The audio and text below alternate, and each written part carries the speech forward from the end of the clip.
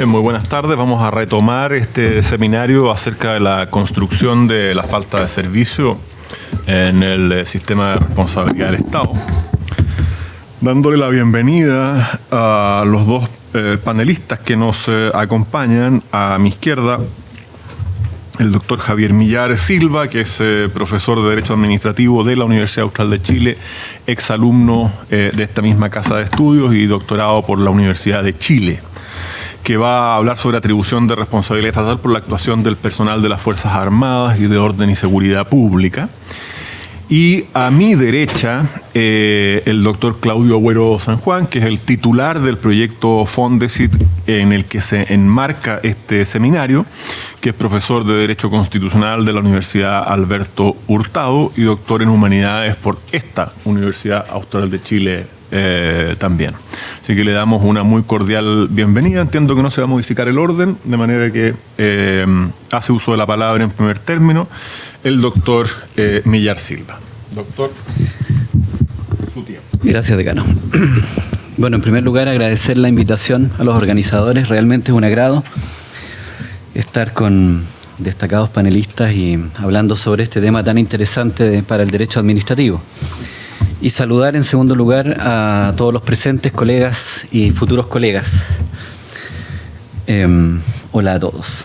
Bueno, el tema de la presentación dice relación con la atribución de responsabilidad estatal por la actuación del personal de las Fuerzas Armadas y de Orden.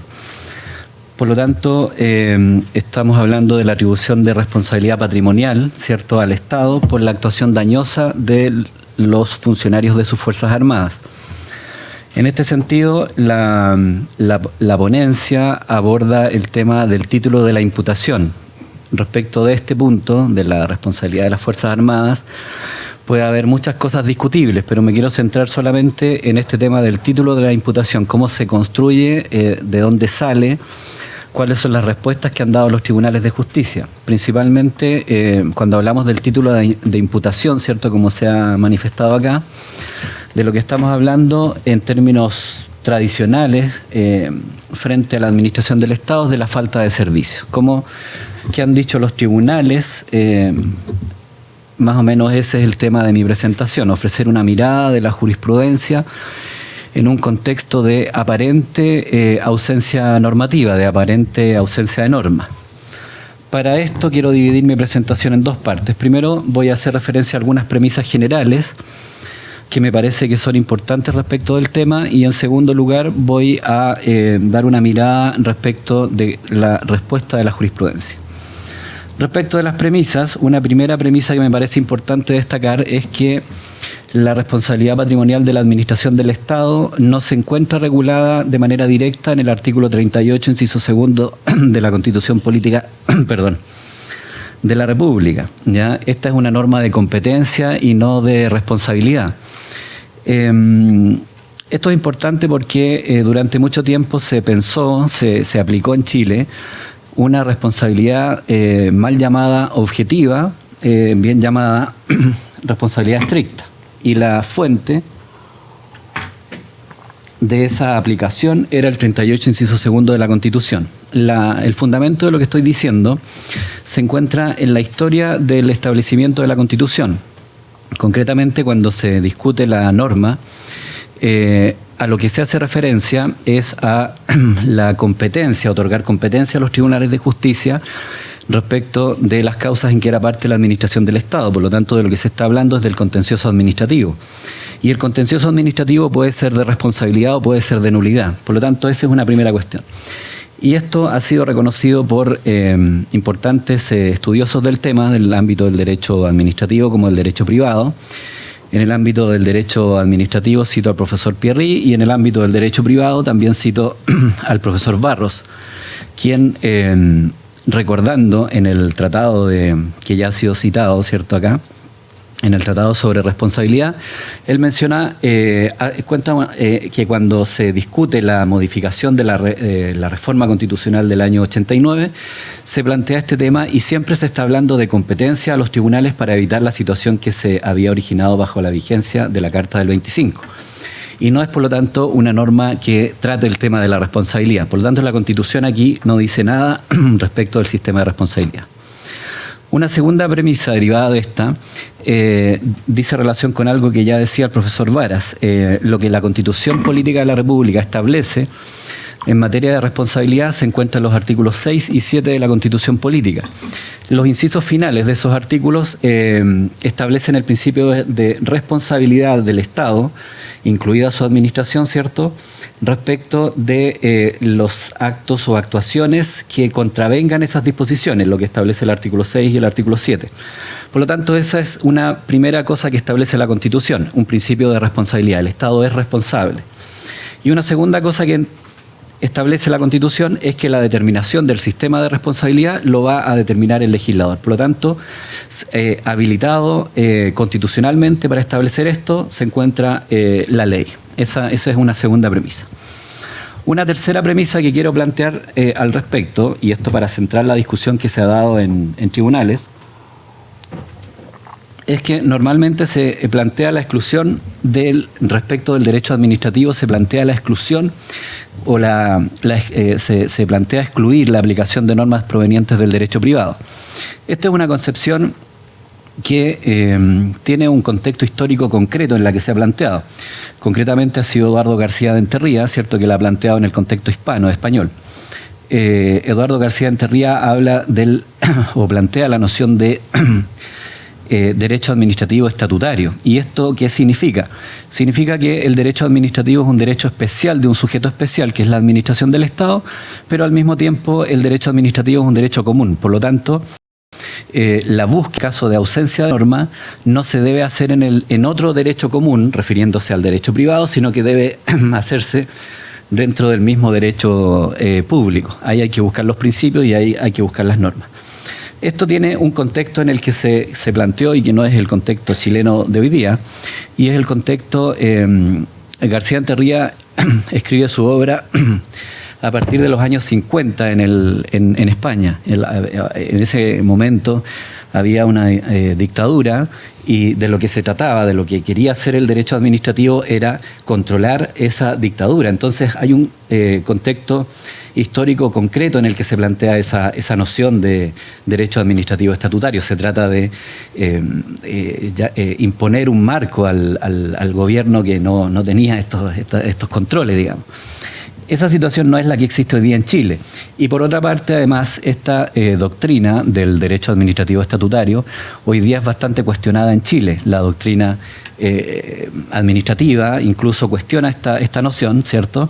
Y lo concreto es que el derecho civil contiene normas de derecho público.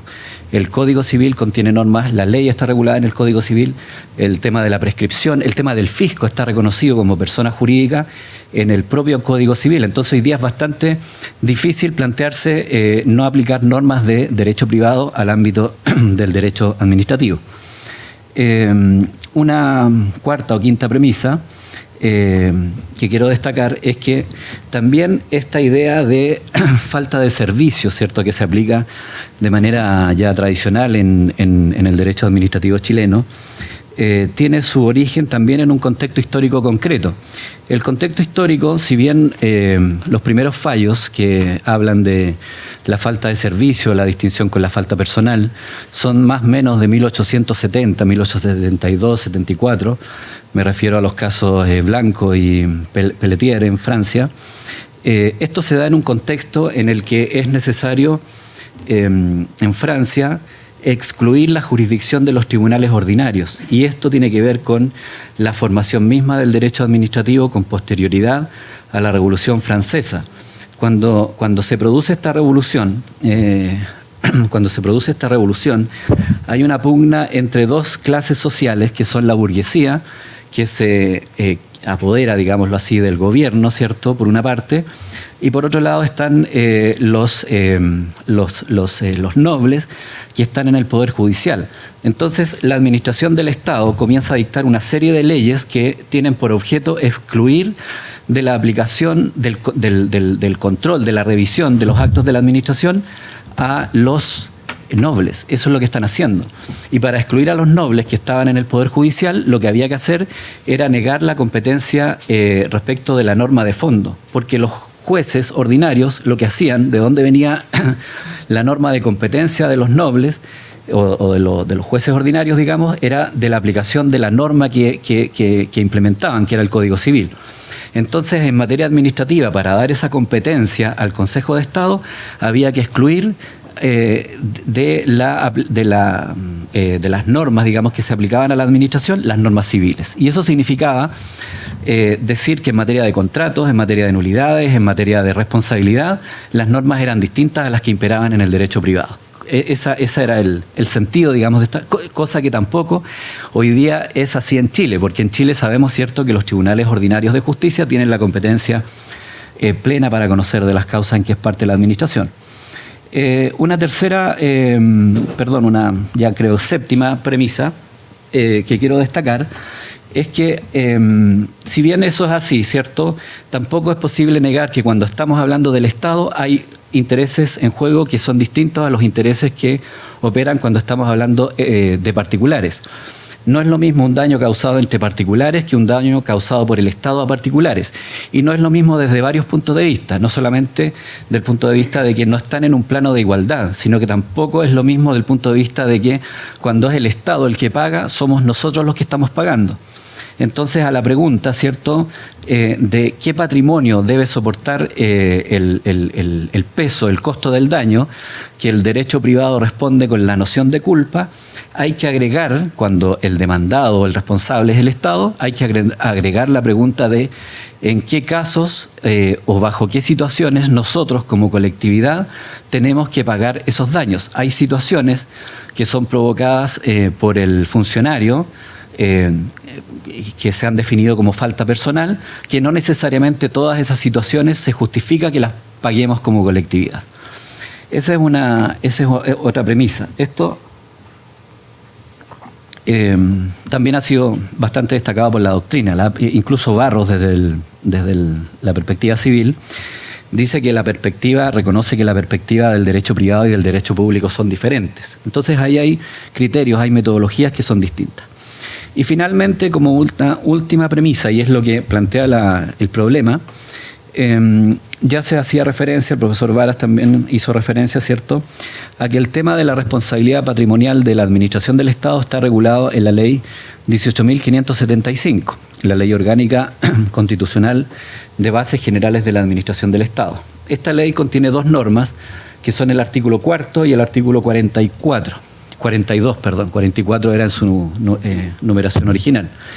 El artículo 4 la regula como un principio general, reconoce que el Estado responde por los daños que causa a los particulares, ¿cierto?, sin perjuicio de la responsabilidad del funcionario. Y el artículo, de manera general, está ubicado dentro de los principios que la ley establece. Y el artículo 42 lo que hace es referirse al título de imputación, cuando habla de la falta de servicio. Señala que los órganos de la administración del Estado responden por la falta de servicio. Y también deja a salvo la posibilidad del Estado de repetir en contra del funcionario, que ha cometido falta personal. Ahora, hasta ahí estamos más o menos bien. El problema, sin embargo, se genera, como ya lo adelantaba también el profesor Vara, ¿cierto?, porque el artículo 21, que en la numeración original de la ley era el 18, el artículo 21 excluye de la aplicación de esta norma del artículo 42, en realidad habla del título completo, excluye de la aplicación del título segundo a ciertos órganos de la administración del Estado, que el artículo 1 de la misma ley ya nos dijo que estaban dentro de la administración del Estado. Y dentro de estos órganos están las Fuerzas Armadas y de Orden y Seguridad Pública. Entre otros, también están las municipalidades, la Contraloría General de la República, los gobiernos regionales que se agregaron después, el Consejo Nacional de Televisión, el Banco Central, etc. Ya, ahora, lo que yo quiero destacar ya aquí respecto de esto, y por qué digo que esto es una aparente falta de norma, lo que quiero destacar es que pareciera ser ya que esta exclusión es un error del legislador. Esto se ha dicho varias veces, ¿ya? Pero yo quiero un poco apuntar a la historia de la norma. Si nosotros revisamos el proyecto de ley, ¿ya? ¿Cómo llega el proyecto de ley? Estamos hablando de la ley 18.575, aprobada y publicada en el año 1986. En 1986 el legislador en Chile estaba compuesto por 4 personas. Entonces es razonable, ¿cierto?, que se cometan estos errores. ¿Ya? Es razonable que se cometan este tipo de errores. Había asesores legislativos, había comisiones legislativas, etcétera. Pero en general quienes estaban legislando eran los generales y almirantes de las Fuerzas Armadas y de Orden y Seguridad Pública. Entonces, lo que pasa es lo siguiente, ¿ya? A ver si lo explico bien esto. El proyecto de ley tenía 6 títulos originalmente, 6 títulos.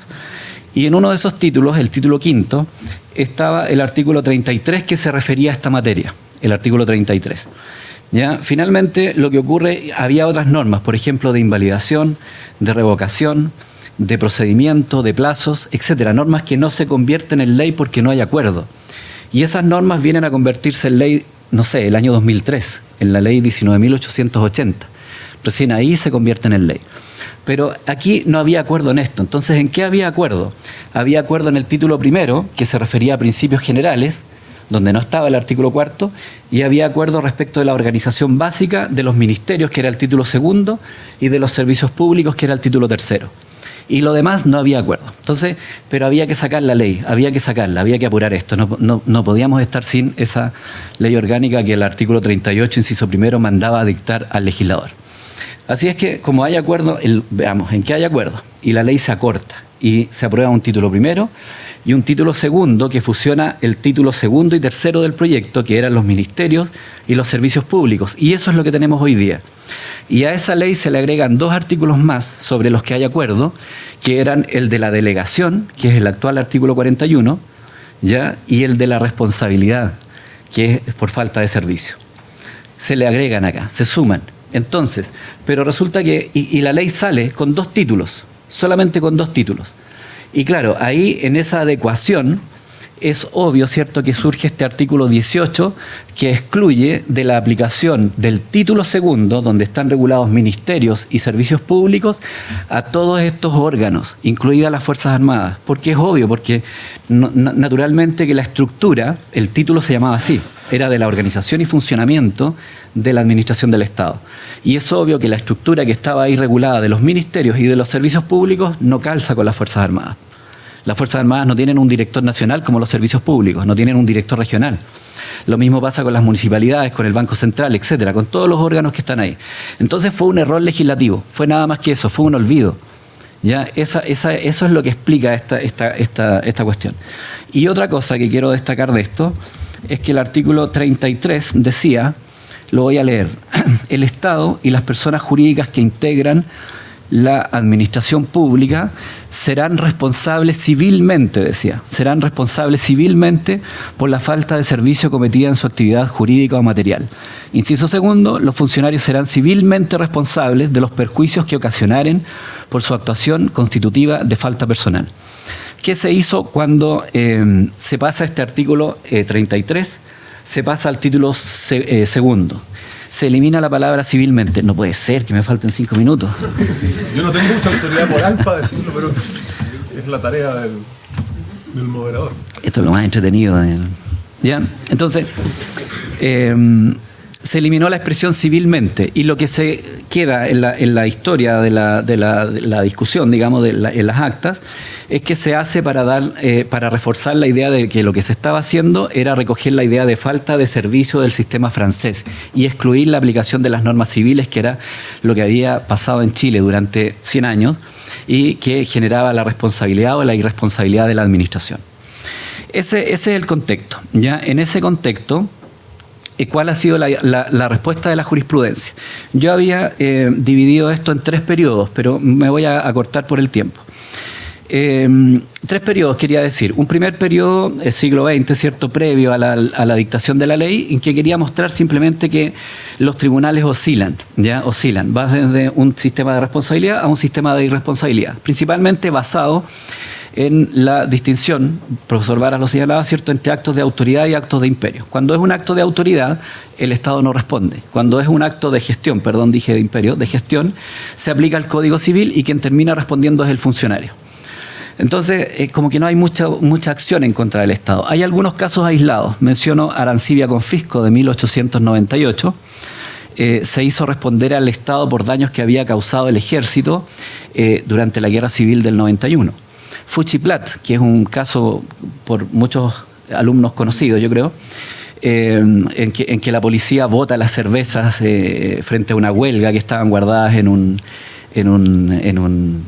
muelle, y había una huelga de trabajadores portuarios, y dice, bueno, si se apoderan de la cerveza esto va a ser peor, así que mejor las votamos. Después vino la demanda y el tribunal, la Corte Suprema, dice que el Estado no puede recurrir a cualquier medio.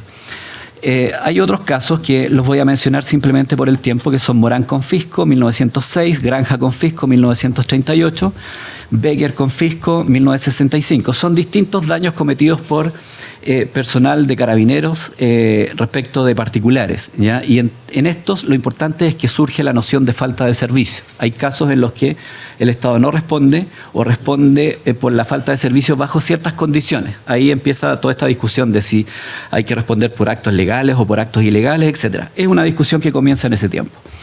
Después de eso tenemos una segunda etapa que la voy a explicar muy brevemente con un solo caso, que es Veró Poblete Confisco. Veró Poblete es un ministro de la Corte Suprema que fue operado de una cadera en el Hospital Naval. Y se equivocaron de cadera, ¿cierto? Y esto genera una demanda y genera una respuesta de la Corte Suprema. Y la respuesta de la Suprema en esta segunda etapa es que la responsabilidad del Estado es una responsabilidad constitucional. Es una responsabilidad de derecho público y es objetiva en el sentido de que lo único que requiere es daño y acción u omisión, relación de causalidad, y punto. Nada, ni falta de servicio, ni culpa, ni ninguna otra cosa. Lo resumo en eso simplemente. Después, la falta de servicio, creo que voy a pedir unos 3 o 4 minutos más para terminar. A ver, me quiero referir a la época de la falta de servicio. Comienza con Seguiel Confisco en el año 2009. La falta de servicio, ¿de dónde la sacamos? Esa es la pregunta. ¿La sacamos de la 18.575 o del Código Civil? ¿Ya? El primer fallo, Seguiel Confisco, del año 2009, un soldado recibe un disparo de un cabo que usaba bala verdadera sin cumplir orden superior de usar bala de fogueo. Hay una falta personal aquí tremenda. La Corte de Apelaciones ya aplicó el artículo 2314 y eso del Código Civil. O sea, sale la falta de servicio de la noción de culpa del Código Civil, del artículo 2314. Eso fue cuestionado por el fisco.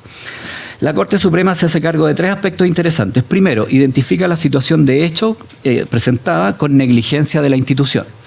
Segundo, identifica la falta de servicio con algo que aquí ya se ha dicho, ¿cierto? Lo voy a repetir de todas maneras.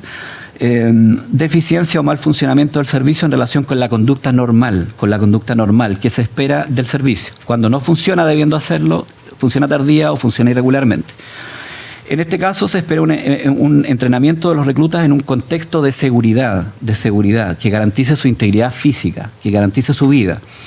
Agrega la Corte Suprema que la falta de servicio se analiza de manera independiente y no en relación a posibles usuarios del servicio, frente a una alegación del Consejo de Defensa del Estado. O sea, esto puede operar tanto respecto de usuarios, de terceros, como respecto de los propios funcionarios. También ellos son objeto de protección. Y finalmente, la respuesta que responde la Corte Suprema: ¿qué sistema es aplicable a las Fuerzas Armadas ante la exclusión del artículo 21? Y la respuesta que da es que ha de recurrirse al derecho común, ¿ya? Considerando que el desarrollo del derecho administrativo, esto es una cosa muy especial que dice, lo ha sido este desarrollo a partir de la distinta interpretación de las normas del derecho común para el Estado y para los particulares. O sea, el derecho administrativo, desde que surge, toma el derecho común, pero lo interpreta, ¿cierto?, de acuerdo a las necesidades, a lo que está regulando. Y a partir de esto, entonces, la Corte concluye que cabe aceptar la aplicación de la noción de falta de servicio a partir del 2314. O sea, no es que esté aplicando la responsabilidad así tal cual del 2314, sino que del 2314 pasa a la falta de servicio. La culpa, dice, regulada en el 2314, también es susceptible de ser cometida por las personas jurídicas, entre estas la administración del Estado.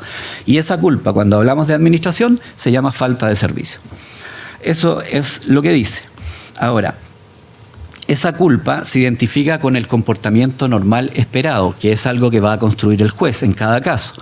Pero esto es lo que la doctrina administrativa, por ejemplo, Cordero, civil, por ejemplo, Barros, denominan la responsabilidad objetiva, porque lo que hace es comparar un comportamiento, en el caso concreto, con el estándar, con lo que se esperaba en ese caso concreto. Por eso se habla de responsabilidad objetiva. No en el sentido en que se hablaba antes de responsabilidad objetiva, que era más bien responsabilidad estricta cuando se aplicaba el 38, inciso segundo. Ese es un primer caso. El segundo caso que quiero destacar es Morales con Fisco, 2011. Este caso lo que hace, voy a decir los hechos y brevemente lo que hace. Carabinero da muerte a un camarada tras una broma del primero. El hechor fue condenado por delito de homicidio simple. O sea, notemos el nivel de falta personal. Fue condenado por delito de homicidio simple. La importancia de este caso es que la Corte extiende ahora la responsabilidad del Estado a la falta personal y lo hace a través de los artículos 2320 y 2322 del Código Civil.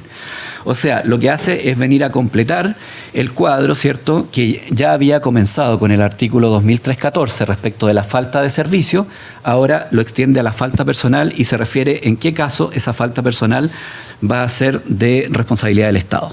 Y lo señala en el caso cuando no se encuentra desvinculada de la función. ¿Y eso cuándo ocurre? Dice el fallo, cuando se comete en ejercicio de la función o con ocasión de la función. Esto es importante porque es un abanico bastante amplio, esto de hacerlo en ejercicio de la función o con ocasión de la función. En algún momento, el Consejo de Defensa del Estado, cuando defendía al Estado frente a violaciones a los derechos humanos, decía que los funcionarios se habían actuado fuera de su competencia, porque obviamente nadie estaba autorizado a torturar, ni a matar, ni nada por el estilo. Entonces, aquí lo que importa es que se realice en el ejercicio de la función y no respecto de las competencias, no ejecutando debidamente la competencia. Este mismo caso esta misma lógica operó en Antuco, en todos los casos Antuco que se presentaron, recuerdan la marcha a la montaña, ¿cierto? Voy a destacar una sola cosa de este caso Antuco. La Suprema repite lo mismo, sigue la misma lógica, ¿ya? Pero la Corte de Apelaciones, el año 2014, se presenta una cosa especial. El año 2014, la Corte de Apelaciones señala que en ese fallo es responsable el Estado por falta de servicio y precisa que la exclusión del artículo 21 de la 18575 solo es respecto de la organización y funcionamiento de las Fuerzas Armadas. O sea, lo que hace es una interpretación semántica del título. ¿Dónde está ubicado esto? Entonces el 21, ¿qué es lo que quería excluir? Cuando excluye solamente a estos órganos respecto de la organización y funcionamiento, no respecto de la responsabilidad. Y está entendiendo que la responsabilidad es la falta de servicio del artículo 42. Lo refuerza con el artículo 4 de la 18575, que nada dice, entre paréntesis, cierto, de falta de servicio. Un par de casos más para terminar. Palma con Fisco. Lo destaco porque aquí el detenido es una persona de fuera de la administración. Es un detenido que muere a consecuencia de torturas infringidas por carabineros. Carabineros son condenados por violencias innecesarias. También la falta de personal es bastante clara. El fallo es de 2012 y lo destaco porque se sigue la misma línea en el voto de mayoría. Pero hay un voto de minoría de una persona que es del ministro Muñoz que va en el sentido anterior que he mencionado, el mismo de la Corte de Apelaciones de Santiago. O sea, que la falta de servicio está aplicable a las Fuerzas Armadas, proviene de la 18575 y no del derecho común. Finalmente, Jaramillo con Fisco, lo destaco porque, algunas cosas. El juez condenó daño moral y lucro cesante. La Corte eliminó el lucro cesante y dejó subsistente el daño moral. Había una pensión una pensión de invalidez. Además, el caso es interesante por dos razones más. La Corte de Apelaciones, aquí fue al revés, la Corte de Apelaciones aplicó la falta de servicio a partir del Código Civil. O sea, sigue la línea que venía teniendo la mayoría de la Corte Suprema. Pero aquí se dio vuelta la Corte, la composición, digamos, cambió, ¿ya? Y el voto de mayoría señala que no son aplicables las normas del Código Civil por dos razones. Una semántica, por la ubicación, y otra por la aplicación del artículo 4. Igual es discutible, porque el tenor literal del 4 no habla de falta de servicio. Eso, más o menos. Como comentarios finales, esto se ha comentado antes, el tema de la unificación. Los fallos mismos lo dicen. Esto tiene algo bueno, y es que unifica un sistema de responsabilidad para toda la administración. Sin embargo, a mí me parece que toda esta discusión parte por un error del legislador, ¿ya? Y lo tercero que quiero comentar, tal vez una cuarta cosa, lo tercero que quiero comentar es que al final no tiene sentido la distinción. Porque si nosotros la sacamos del Código Civil o la sacamos de la 18.575, igual a lo que estamos llegando es a la falta de servicio. La estamos aplicando en el mismo sentido. Y lo tercero, tal vez destacar, ¿cierto?, que los fallos suelen no distinguir esto que un sector de la doctrina la llama la falta personalísima. Normalmente el Estado responde por la falta personal, y la explicación de esto podría verse tal vez en algo que mencionaba la profesora que tiene que ver con el riesgo que se genera, el riesgo que el Estado genera al dar armas a ciertos ciudadanos para que nos defiendan. El hecho de portar armas de por sí es algo riesgoso, y da la impresión de que las Cortes, sin recurrir a esta teoría del riesgo, lo que están haciendo es fallar, facilitando la indemnización, ¿cierto?, en aquellos casos que implican el uso de las armas. Eso es, decano. Muchas gracias.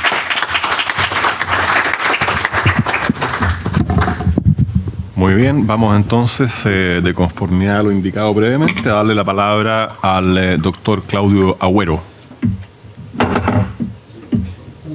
No pasó casi nada. No. Muchas gracias, decano. Muchas gracias a los asistentes. Al profesor Núñez por la coordinación de esta actividad, parte de nuestro Fondesit. A la profesora Sorceto por venir desde Milán hasta acá a ilustrarnos con sus conocimientos y a participar también del proyecto. A los invitados y al público en general. Para mí siempre es grato venir a Valdivia porque, como dijo el decano, hice mi doctorado aquí y encuentro que es una ciudad fantástica. El decano iniciaba esta actividad diciendo que la falta de servicio le causaba alegría. Yo quiero disentir de ese punto de vista. Yo soy un pesimista en relación a la falta de servicio y por eso es que la investigo. Las razones de mi pesimismo son más o menos las siguientes. Si uno revisa el número de casos ganados por los ciudadanos, uno se da cuenta que son relativamente pocos. Si uno se revisa el monto de las indemnizaciones asociadas, uno podría decir que el monto es bajo y muy impredecible. Si uno revisa la calidad de los argumentos dogmáticos que da el Estado y que dan los ciudadanos o que dan las instituciones del Estado encargados de defender a los ciudadanos más pobres, uno se da cuenta, sobre todo en estos últimos casos, que las argumentaciones son bastante malas. Si uno piensa, por ejemplo, el Instituto de Derechos Humanos o las corporaciones de asistencia judicial que formulan demandas de falta de servicio y uno compara la calidad de las argumentaciones de esos servicios públicos con las defensas que hace el Consejo de Defensa del Estado, no parece ser muy optimista el panorama para los ciudadanos. De hecho, les invito a revisar la sentencia ROL 17290 del año 2013, los que están anotando ahí, del 22 Juzgado Civil de Santiago. Ahí hay un caso en donde un reo muere adentro de la cárcel pública, demandan por falta de servicio. Comparen ustedes, por favor, el documento de la demanda y la contestación del fisco. Naturalmente, la contestación del fisco tiene una calidad dogmática muy superior a la realizada por la asistencia judicial. A ver, para no repetirme, primero quiero disentir también con el decano en relación a los daños indemnizables por el actual lícito del Estado. Además de la terminología un tanto confusa, yo creo que desde la sentencia Lolco el año 2004 y desde el caso Maullín el 2008, en general la Corte Suprema lo que está estableciendo es no indemnizar los llamados daños por actividad lícita. Básicamente el argumento es el siguiente: el título de responsabilidad debe ser expreso, y entonces no se puede ocupar un argumento analógico de la indemnización de la expropiación o de otros institutos a el caso de los daños causados por actividad lícita. Revisen esos casos también, que me parece que modifican un poco la posición que el decano formulaba, que es la posición clásica del caso Gallete de Confisco del año 84. Ahora bien, voy a tratar 2 puntos básicamente, 2 o 3 puntos. El primer punto, las fuentes de la falta de servicio y cómo esto se organiza. Luego voy a resaltar los elementos que la dogmática ha ido construyendo a propósito de la falta de servicio y finalmente me voy a concentrar en un solo elemento que me parece que la dogmática no construye bien todavía, que es el rol de la víctima en la falta de servicio. En relación a las fuentes, lo que podemos ver revisando la jurisprudencia de los últimos 5 años es que la fuente constitucional está completamente descartada. Estoy de acuerdo con el profesor Millar en el sentido de que la idea original de profesores como Sotoclós, Fiamma o Pantoja de intentar fundar responsabilidad del Estado en normas constitucionales está más o menos dejada de lado. Las normas son básicamente de rango legal. Ahora bien, estoy de acuerdo también con la tesis de que el 38 inciso segundo es una norma de competencia. Bueno, esto ha impactado lentamente en la litigación. Si uno revisa, por ejemplo, estos escritos de la Corporación de Asistencia Judicial, postulantes de años recientes que intentan defender a personas pobres, citan todavía la responsabilidad objetiva, las tesis de Sotoclós de los 90 y doctrina muy antigua que está completamente dejada de lado por los profesores de Derecho Administrativo actualmente. Y entonces, claro, se sigue hablando de la responsabilidad constitucional y de las normas constitucionales, pero si uno revisa la práctica judicial, esas normas no tienen ninguna relevancia en los casos que se deciden. Lo segundo punto, creo que es interesante comparar el texto del 152 de la Ley Orgánica Constitucional de Municipalidades con el del 42 de la Ley de Bases. A lo menos hay un argumento literal para decir que el 152 es un poco más amplio que el 42, porque el 152 dice que las municipalidades responderán principalmente por falta de servicio. Y entonces ahí, siguiendo a Bermúdez, actual Contralor, uno podría decir que la responsabilidad de las municipalidades es más amplia que la responsabilidad general del Estado. Yo no he visto ni he tenido noticias de alguien que intente construir otros casos, otras fuentes de responsabilidad. Por ejemplo, y cito a la profesora Sorceto, responsabilidad por riesgo en contra de una municipalidad usando ese adverbio, el principalmente. Pero creo que podría ser muy interesante intentar desde ahí estrategias de litigación. Bueno, la falta de servicio, como ha destacado el profesor Millar en su ponencia, uno podría reconstruirla como una cláusula general o como un concepto jurídico indeterminado. ¿Qué tenemos aquí? Tenemos una expresión que usa el legislador que proviene de la doctrina francesa y a los cuales los juristas le entregan contenido y los jueces la dotan de contenido con creaciones sistemáticas, fragmentarias, pero también un poco descoordinadas. La definición clásica, la típica definición de falta de servicio es inexistencia de servicio, servicio tardío o servicio anormal, es básicamente de Paul Dues de la década del 30. Me parece interesante notar esto, que una definición de la década del 30 se sigue usando hoy en contextos de una sociedad mucho más compleja y de servicios mucho más tecnificados y también vinculado con la idea de la profesora Sorceto del riesgo. Quizás ahí hay que reconocer que la falta de servicio es una construcción dogmática y que debamos complejizarla. Ahora, esta idea dogmática, insisto, de falta de servicio se traduce básicamente en términos generales como culpa organizacional. ¿Qué dice básicamente Bermúdez Letelier? Comprimo aquí al máximo, estoy citando básicamente el libro de Raúl Letelier, Falta de Servicio, de Legal Publishing, y el Tratado de Derecho Administrativo de Bermúdez, de Jorge Bermúdez. Los rasgos que se necesita acreditar para construir la falta de servicio son básicamente los siguientes, de que hay que preocuparse. Carácter y naturaleza del servicio prestado. En segundo lugar, cuáles son las normas que regulan esa actividad. Esto incluye lex artis. Esto es muy importante porque si incluye lex artis, incluye todos los protocolos de actuación que establezca el servicio, pero no así las recomendaciones de actuación. Esto es tremendamente importante en el caso de la responsabilidad médica. Revisen ustedes una sentencia de la Corte de Talca que ha salido en el Diario Constitucional las primeras semanas de agosto, en donde la principal defensa del Estado es que no existía protocolo de actuación, sino que eran simplemente recomendaciones de actuación. El caso es sobre un maltratamiento de una picadura de araña de rincón, en donde hay una suerte de protocolo de tratamiento de picadura, pero ¿qué dice el Estado? El Estado dice, estas son sugerencias para el médico, no son normas de actuación. Y entonces, ¿qué tiene que hacer la víctima ahí? Intentar conseguir, descargar de internet cuáles son las normas de actuación. Lo que me parece interesante destacar ahí, y creo que la mayoría de aquí puede ser litigante o interesarse en el litigio, es que lo que hace el abogado de la víctima en este caso es escribir al director del hospital y busca información proveniente del mismo servicio que pueda considerar la existencia de este protocolo. Y de hecho, la principal prueba que se obtiene para la existencia del protocolo es el reconocimiento por parte del director del hospital de que existían protocolos de actuación respecto del caso, pero que el caso se había tratado de acuerdo al protocolo. Y entonces con eso se confirma y se configura este segundo elemento. Entonces no dejen que el Estado se defienda y diga que son solamente recomendaciones. En tercer lugar, tercer punto, tiempo y lugar, características fácticas de la prestación del servicio en términos del lugar en que se realiza el servicio y en el momento en que se realiza el servicio. En cuarto lugar, competencia presupuestaria y competencia legal. Los servicios siempre argumentan que lo que debe señalarse o probarse es la anormalidad. Por lo tanto, lo que hay que chequear ahí son cuáles son las competencias establecidas en la ley para el servicio y, por otra parte, en términos presupuestarios, los recursos humanos disponibles, recursos humanos y presupuestarios disponibles. En quinto lugar, la previsibilidad del daño. En sexto lugar, la gravedad de la falta del funcionario, si es que es identificado, porque como ustedes saben, la falta de servicio no requiere identificar al funcionario causante del daño. Luego, la situación de la víctima. Esto es literal de Bermúdez Letelier, no profundizan sobre el punto de la víctima. Y luego, bueno, la existencia de otras causales de exoneración como el caso fortuito o la fuerza mayor. Sobre todo, esto ha cobrado relevancia a propósito de los casos, como ustedes saben, del tsunami.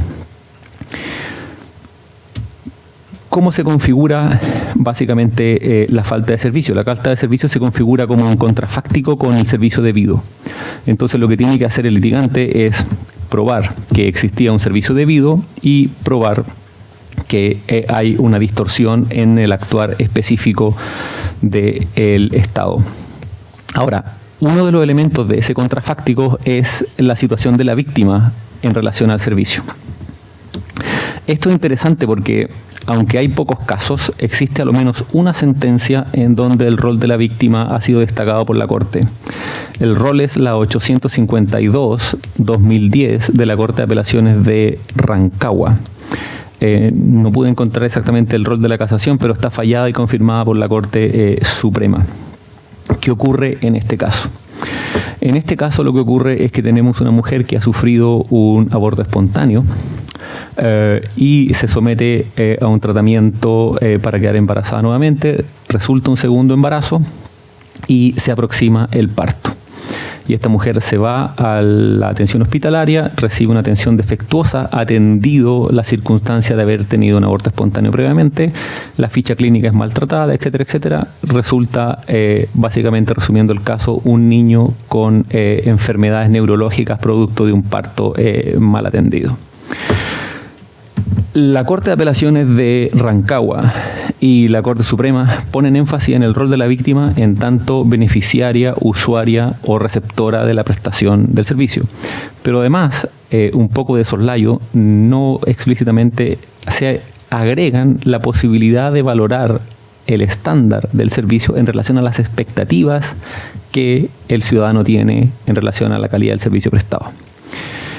Esto tiene dobles interpretaciones, porque uno podría decir que la Corte actúa mal en razón de que no es el modo estándar de valorar la responsabilidad en estos casos. Pero lo que dice la Corte es básicamente lo siguiente: en razón de que el servicio sabía que esta mujer había tenido un aborto espontáneo, era razonable que esta mujer tuviese altas o más altas expectativas en relación a la calidad del servicio que se le iba a prestar. Y entonces este elemento debió haber moderado el comportamiento del servicio en relación a esta mujer en específico, y entonces se configura la falta de servicio por no haber, digamos, satisfecho la expectativa legítima que esta mujer tenía de tener un hijo sano. Esto nos lleva a preguntarnos sobre cuál es las implicancias que tiene la víctima en relación a la configuración de la falta de servicio.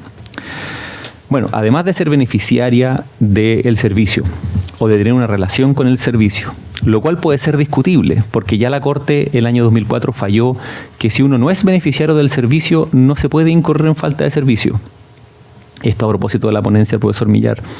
En un caso del año 2004, en donde un gendarme que intentaba evitar una fuga de una cárcel dispara al aire y mata a un ciudadano que caminaba 2 cuadras más allá de la cárcel, la Corte negó la indemnización a la familia de ese ciudadano muerto porque dijo que el ciudadano no era, comillas, beneficiario del servicio de gendarmería, y entonces no había servicio en relación a él. No se ha dado en la jurisprudencia que he analizado, no he encontrado algún caso en donde este criterio jurisprudencial se repita. Pero como la Corte es impredecible, bueno, hay que tenerlo en cuenta al momento de pensar este tipo de casos. Ahora bien, suponiendo que es indiferente que la víctima sea beneficiaria o no del servicio que lo daña, ¿qué otro rol le puede caber a la víctima en relación al servicio? Bueno, los profesores de civil claramente nos podrán ayudar en esto, la idea de culpa de la víctima. Culpa de la víctima, ya sea exclusiva o culpa concurrente de la víctima en la formación del daño. Ahora bien, ¿qué dicen básicamente los profesores de civil en relación a estos casos? Me parece que es muy interesante pensarlo en la medida en que tenemos que imaginar que claramente, por ejemplo, los pacientes de los servicios de salud se relacionan dinámicamente con el servicio. De tal manera de que un paciente, por ejemplo, que desconfía del médico, que desconfía del servicio, a lo mejor no va a tomar la prescripción médica, no va a seguir el tratamiento terapéutico y quizás incurra en culpa concurrente con el daño. Primera opción. También hay casos en donde la propia víctima, por su imprudencia, se comete el daño y tenemos un caso de culpa exclusiva, y esto naturalmente exoneraría a la administración de responsabilidad. En los casos de culpa exclusiva, me parece que lo que hay que tener claro aquí es que en la jurisprudencia chilena la culpa exclusiva de la víctima no es causal autónoma de responsabilidad. Los jueces estiman que la culpa exclusiva de la víctima es un argumento a mayor abundamiento para básicamente no configurar el nexo causal entre la acción y el daño. Y entonces no hay ningún juicio normativo, y esto es lo interesante de destacar, en la configuración de esta culpa exclusiva de la víctima.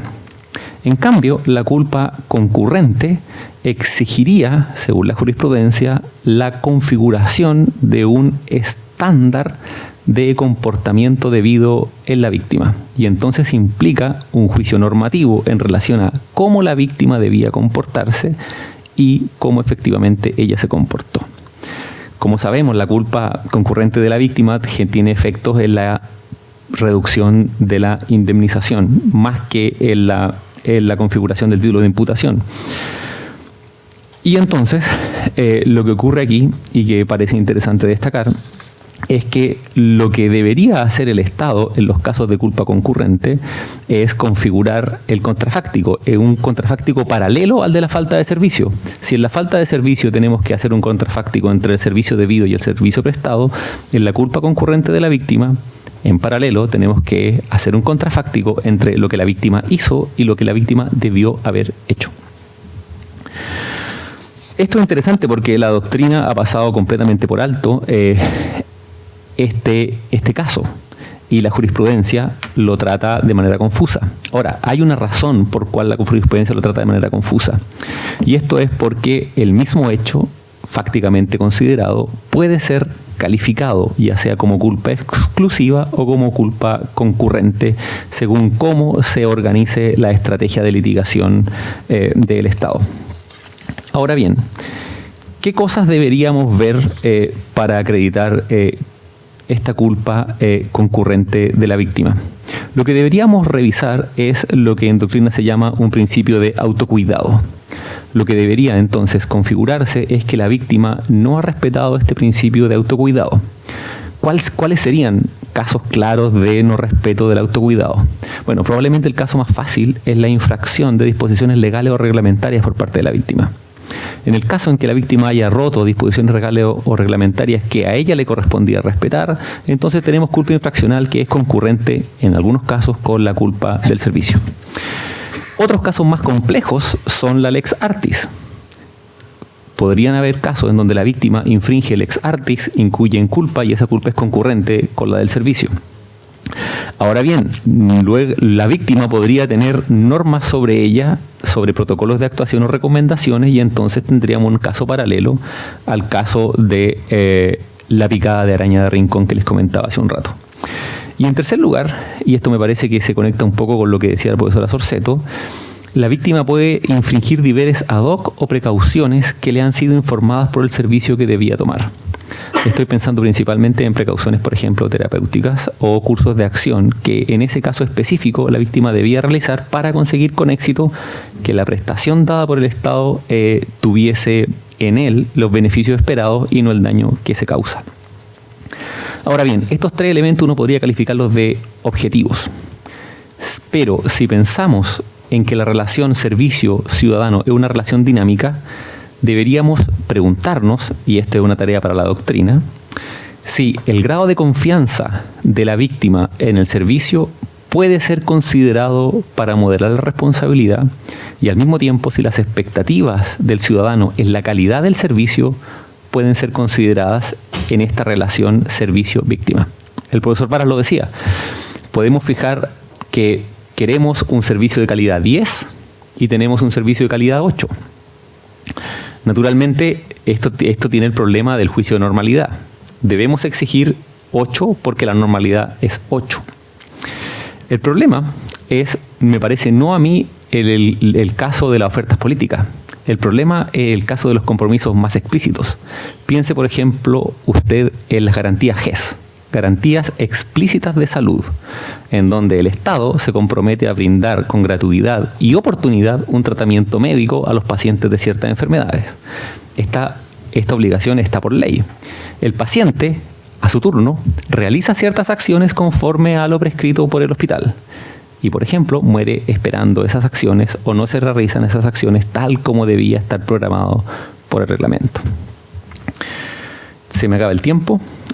Yo creo que, ya que la dinámica servicio ciudadano es mucho más compleja que la dinámica en la cual se pensó la falta de servicio en 1930, y que es razonable exigirle a la víctima un cierto comportamiento de autocuidado y de modificar su conducta en relación, por una parte, a la normalidad y por otra parte, a el tipo de conducta que se espera, yo creo que tenemos que pensar mejor, y esta es una invitación a la doctrina aquí presente y al litigio aquí presente, de cómo el comportamiento de la víctima modera la falta de servicio, y no solo pensar, como tradicionalmente se ha hecho, solamente en el actuar de una de las partes de la relación, que es el Estado. Muchas gracias.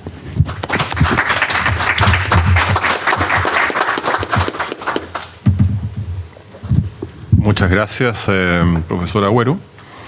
Yo le voy a pedir al profesor Núñez Vaquero que continúe con la moderación, porque tengo una obligación parental que cumplir, cuyo incumplimiento me podría significar un grado alto de responsabilidad mucho más grave que la del Estado.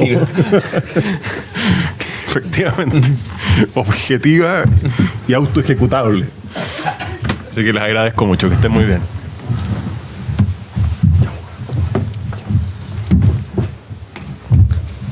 Damos entonces la palabra para preguntas, comentarios.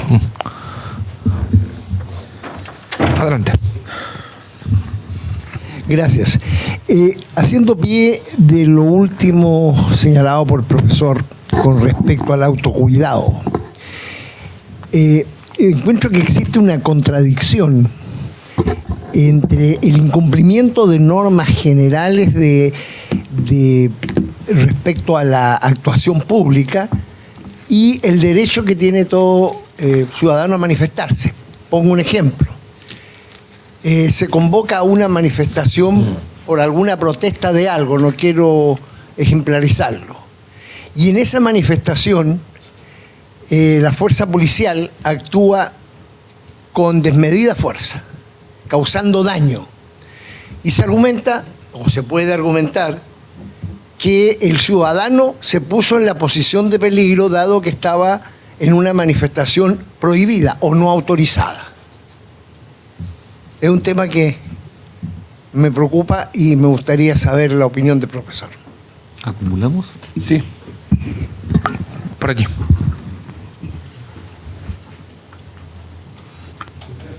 al profesor Agüero. ¿Entendido? Básicamente, determinar si la responsabilidad del Estado por un obrar lícito es sinónimo de responsabilidad patrimonial del Estado legislador. Eso.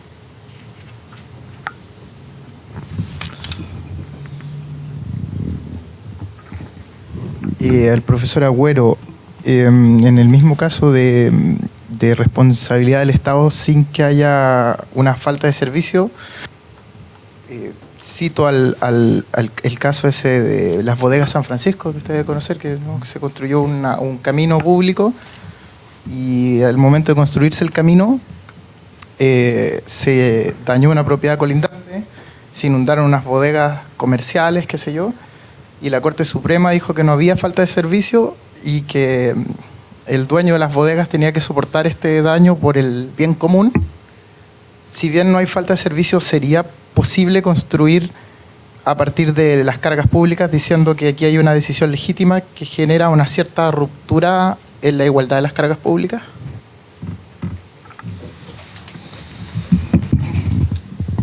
De momento, sí. Adelante, profesor Agüero. A ver, en el ejemplo que usted me pone, si la manifestación es no autorizada, podemos suponer que hay una infracción a reglamento al menos, ¿sí? Ahora bien, me parece a mí que lo que habría que hacer ahí es analizar si la culpa por la infracción al reglamento tiene la fuerza suficiente de configurarse principio de imputación del daño recibido. Porque es un juicio paralelo al juicio que se realiza en relación al acusado.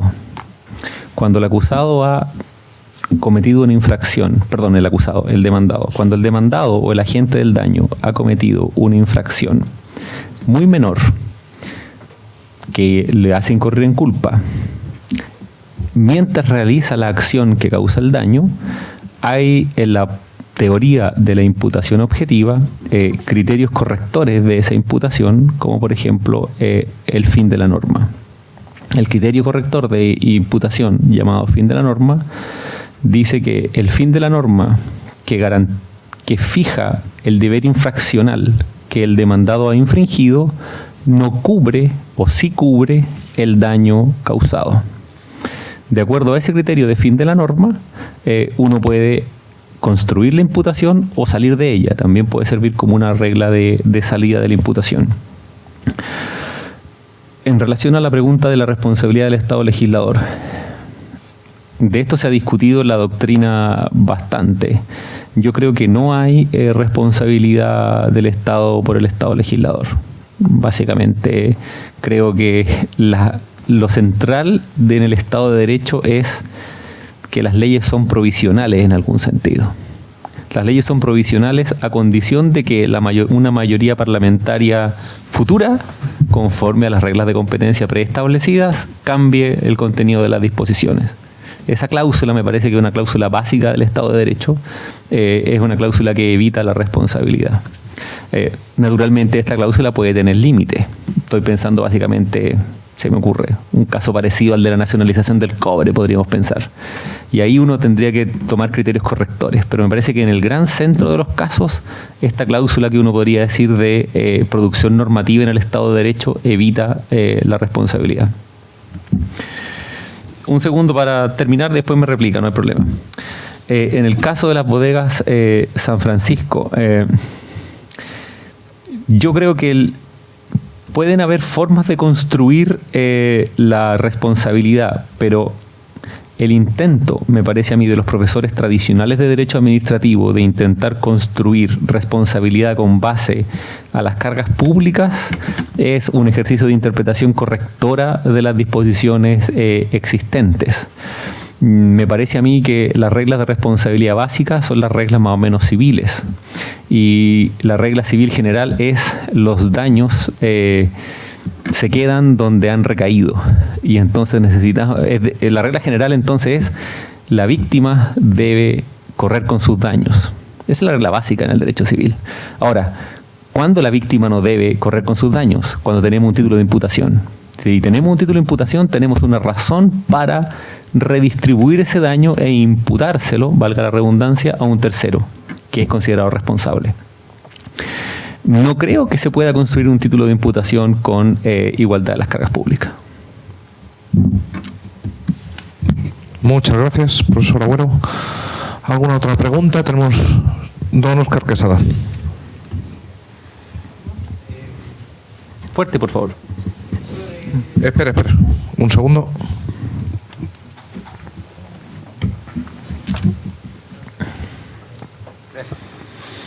El profesor Millar, quería hacerle una consulta relativa al estatuto que establece tanto la Ley Orgánica de Municipalidades como la Ley Orgánica de Base General y Administración del Estado. Si que usted efectivamente considera que el régimen que establece la Ley Orgánica de Municipalidades es más amplio en dicho sentido y permitiría un mayor juego, y cuál es la opinión que le merece en cuanto a esa aseveración. Y otro tema que trató usted en lo relativo a la aplicación de normas civiles, ¿no es cierto?, en materia administrativa, que aparte de la responsabilidad en sí como materia más insigne, también tiene otros eslabones, como puede ser la nulidad de derecho público, la prescripción. Si usted nos podría también decir en qué otros ámbitos también es importante esta aplicación de normas civiles y dónde ha tenido mayor alcance.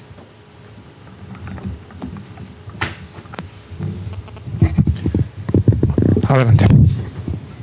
A ver, respecto a lo primero, sí, me parece, respecto de la primera pregunta, me parece evidente que es más amplio. Profesor Agüero se refirió a eso. Efectivamente, el artículo 42 se refiere simplemente a la falta de servicio, y el artículo 152 de la Ley de Municipalidades usa esa expresión principalmente, y que venía de la Ley de Municipalidades del 76, un decreto ley, en el que la diferencia era que se precisaban 2 de los 3 contenidos que se suele atribuir a la falta de servicio. Pero también decía principalmente, y siempre ha sido entendido así, en el sentido de que puede ser. Ahora, ¿qué es eso que va más allá de la falta de servicio? No sé. No sé qué es eso. O sea, claro, también hay, o sea, el sentido, si dice principalmente, es que hay algo más, pero ¿qué es eso? No sé. Además, claro, por algo, si uno aplica el tenor literal aquí me voy a contradecir con lo que dije antes, pero si uno aplica el tenor literal del 21 de la exclusión solamente tiene sentido si uno lo piensa, que el 152 está diciendo algo más. Ahora, ese algo más podría llegar hasta una culpa objetiva. Eso respecto a la primera pregunta. Y respecto a la segunda, la aplicación de normas civiles, a ver, lo que pasa aquí, mi opinión es la siguiente. Claro, se ha negado la aplicación, cierto, de normas civiles en la nulidad de derecho público que mencionas tú. Se ha aplicado en la prescripción de las acciones patrimoniales, ¿cierto? Eso es lo principal, porque hay otras cosas, no sé si menores, pero como más la clasificación del daño, todo eso son aplicaciones civiles. La noción de caso fortuito, todo eso son aplicaciones del Código Civil. La visión que yo tengo respecto de eso es en estos 2 puntos fuertes, que son la nulidad y la prescripción. La prescripción de la nulidad, el caso Aedo Confisco. Me parece raro que en un caso se siga una tesis y en el otro caso se siga otra tesis. Porque si uno se pusiera un poco, no sé, apuntando a las tesis de las que ha bebido, digamos, el derecho administrativo chileno, en un caso sería, en el caso de la nulidad de derecho público, sería un derecho administrativo estatutario y en el otro sería no estatutario. Entonces eso parece una contradicción. Las explicaciones, bueno, las conocemos, ¿cierto? Tienen que ver con los efectos patrimoniales, esa es la explicación que da la Corte. Pero me parece que debiera aplicarse la misma norma para ambos casos. Y bueno, la explicación práctica también sabemos, ¿cierto?, que no tiene sentido que uno pida la nulidad si no va a tener los efectos patrimoniales que está esperando. Eso.